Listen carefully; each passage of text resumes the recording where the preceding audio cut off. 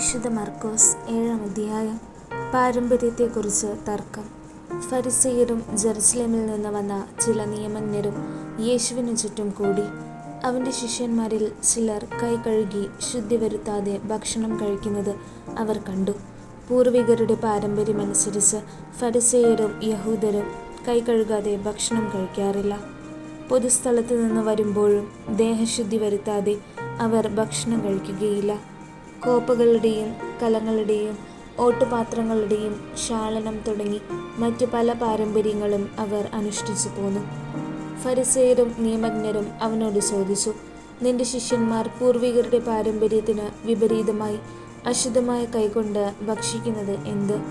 അവൻ പറഞ്ഞു, കപടനാട്യക്കാരായ നിങ്ങളെക്കുറിച്ച് ഏശയ്യാ ശരിയായി തന്നെ പ്രവചിച്ചു.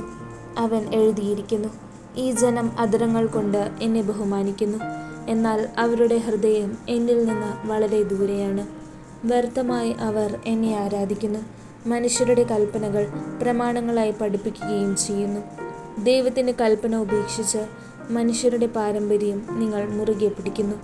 അവൻ തുടർന്നു, നിങ്ങളുടെ പാരമ്പര്യം പാലിക്കാൻ വേണ്ടി നിങ്ങൾ കൗശലപൂർവ്വം ദൈവകൽപ്പന അവഗണിക്കുന്നു. എന്തെന്നാൽ നിന്റെ പിതാവിനെയും മാതാവിനെയും ബഹുമാനിക്കുക, പിതാവിനെയോ മാതാവിനെയോ ദുഷിച്ച് പറയുന്നവൻ മരിക്കട്ടെ എന്ന് മോശ പറഞ്ഞിട്ടുണ്ട്. എന്നാൽ ഒരുവൻ തൻ്റെ പിതാവിനോടോ മാതാവിനോടോ നിങ്ങൾക്ക് എന്നിൽ നിന്ന് ലഭിക്കേണ്ടത് ഖുർബാൻ, അതായത് വഴിപാട് ആണ് എന്ന് പറഞ്ഞാൽ മതി എന്ന് നിങ്ങൾ പറയുന്നു. പിന്നെ പിതാവിനോ മാതാവിനോ വേണ്ടിയ യാതൊന്നും ചെയ്യാൻ നിങ്ങൾ അവനെ ഒരിക്കലും അനുവദിക്കുന്നുമില്ല.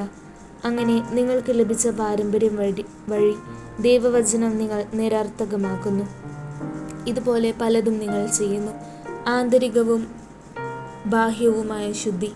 ജനങ്ങളെ വീണ്ടും അടുത്തേക്ക് വിളിച്ച് അവൻ പറഞ്ഞു, നിങ്ങളെല്ലാവരും എൻ്റെ വാക്ക് കേട്ട് മനസ്സിലാക്കുവിൻ.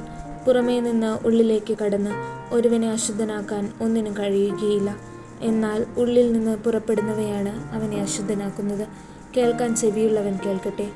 അവൻ ജനങ്ങളെ വിട്ട് ഭവനത്തിലെത്തിയപ്പോൾ ഈ ഉപമയെക്കുറിച്ച് ശിഷ്യന്മാർ ചോദിച്ചു. അവൻ പറഞ്ഞു, നിങ്ങളും വിവേചനാശക്തിയില്ലാത്തവരാണോ? പുറമേ നിന്ന് മനുഷ്യൻ്റെ ഉള്ളിൽ പ്രവേശിക്കുന്ന ഒന്നിനും അവനെ അശുദ്ധനാക്കാൻ സാധിക്കുകയില്ലെന്ന് നിങ്ങൾ മനസ്സിലാക്കുന്നില്ലേ? കാരണം അവ മനുഷ്യൻ്റെ ഹൃദയത്തിൽ പ്രവേശിക്കുന്നില്ല, പിന്നെയോ ഉദരത്തിലേക്ക് കടക്കുകയും വിസർജിക്കപ്പെടുകയും ചെയ്യുന്നു. എല്ലാ ഭക്ഷണ പദാർത്ഥങ്ങളും ശുദ്ധമാണെന്ന് അങ്ങനെ അവൻ പ്രഖ്യാപിച്ചു. അവൻ തുടർന്നു, ഒരുവൻ്റെ ഉള്ളിൽ നിന്ന് പുറപ്പെടുന്ന കാര്യങ്ങളാണ് അവനെ അശുദ്ധനാക്കുന്നത്. എന്തെന്നാൽ ഉള്ളിൽ നിന്നാണ്, മനുഷ്യൻ്റെ ഹൃദയത്തിൽ നിന്നാണ് ദുശ്ചിന്ത, പരസംഗം, മോഷണം, കൊലപാതകം, വ്യഭിചാരം, ദുരാഗ്രഹം, ദുഷ്ടത, വഞ്ചന, ഭോഗാസക്തി, അസൂയ, ദൂഷണം, അഹങ്കാരം, മൂഢത എന്നിവ പുറപ്പെടുന്നത്. ഈ തിന്മകളെല്ലാം ഉള്ളിൽ നിന്ന് വരുന്നു. അവ മനുഷ്യനെ അശുദ്ധനാക്കുകയും ചെയ്യുന്നു. സീറോഫിനീഷ്യൻ സ്ത്രീയുടെ വിശ്വാസം. അവൻ അവിടെ നിന്ന് എഴുന്നേറ്റ് ടയറിലേക്ക് പോയി. അവിടെ ഒരു വീട്ടിൽ പ്രവേശിച്ചു. തന്നെ ആരും തിരിച്ചറിയാതിരിക്കണമെന്ന് അവൻ ആഗ്രഹിച്ചു. എങ്കിലും അവന് മറഞ്ഞിരിക്കാൻ കഴിഞ്ഞില്ല. ഒരു സ്ത്രീ അവനെക്കുറിച്ച് കേട്ട് അവിടെ എത്തി. അവൾക്ക് അശുദ്ധാത്മാവ് ബാധിച്ച ഒരു കൊച്ചുമകൾ ഉണ്ടായിരുന്നു. ആ സ്ത്രീ വന്ന് അവൻ്റെ കാൽക്കൽ വീണു. അവൾ സീറോഫിനീഷ്യൻ വംശത്തിൽപ്പെട്ട ഒരു ഗ്രീക്കുകാരിയായിരുന്നു. തൻ്റെ മകളിൽ നിന്ന് പിശാചിനെ ബഹിഷ്കരിക്കണമെന്ന് അവൾ അവനോട് അപേക്ഷിച്ചു.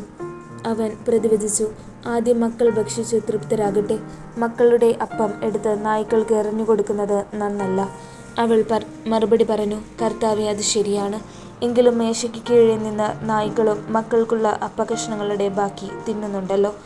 അവൻ അവളോട് പറഞ്ഞു, ഈ വാക്കുമൂലം നീ പൊയ്ക്കൊള്ളുക. പിശാച് നിന്റെ മകളെ വിട്ടുപോയിരിക്കുന്നു. അവൾ വീട്ടിലേക്ക് പോയി. കുട്ടി കട്ടിലിൽ കിടക്കുന്നത് അവൾ കണ്ടു. പിശാച് അവളെ വിട്ടുപോയിരുന്നു. ബധിരനെ സുഖപ്പെടുത്തുന്നു. അവൻ ടയർ പ്രദേശത്തു നിന്ന് പുറപ്പെട്ട് സീദോൻ കടന്ന് ദെക്കാപോളിസ് പ്രദേശത്തുകൂടെ ഗലീലി കടൽ തീരത്തേക്ക് പോയി. ബധിരനും സംസാരത്തിന് തടസ്സമുണ്ടായിരുന്നവനുമായ ഒരുവനെ അവർ അവൻ്റെ അടുത്ത് കൊണ്ടുവന്നു. അവൻ്റെ മേൽ കൈകൾ വയ്ക്കണമെന്ന് അവർ അവനോട് അപേക്ഷിച്ചു. യേശു അവനെ ജനക്കൂട്ടത്തിൽ നിന്ന് മാറ്റി നിർത്തി അവൻ്റെ ചെവികളിൽ വിരലുകളിട്ടു. തുപ്പലുകൊണ്ട് അവൻ്റെ നാവിൽ സ്പർശിച്ചു. സ്വർഗത്തിലേക്ക് നോക്കി നെടുവീർപ്പെട്ടുകൊണ്ട് അവനോട് പറഞ്ഞു, എഫ്ഫാത്ത, തുറക്കപ്പെടട്ടെ എന്നർത്ഥം. ഉടനെ അവൻ്റെ ചെവികൾ തുറന്നു, നാവിൻ്റെ കെട്ടഴിഞ്ഞു. അവൻ സ്ഫുടമായി സംസാരിച്ചു. ഇക്കാര്യം ആരോടും പറയരുതെന്ന് അവൻ അവരെ വിലക്കി. എന്നാൽ എത്രയേറെ അവൻ വിലക്കിയോ അത്രയേറെ ശുഷ്കാന്തിയോടെ അവർ അത് പ്രഘോഷിച്ചു. അവർ അളവറ്റ വിസ്മയത്തോടെ പറഞ്ഞു, അവൻ എല്ലാ കാര്യങ്ങളും നന്നായി ചെയ്യുന്നു. ബധിരർക്ക് ശ്രവണശക്തിയും ഊമർക്ക് സംസാരശക്തിയും നൽകുന്നു.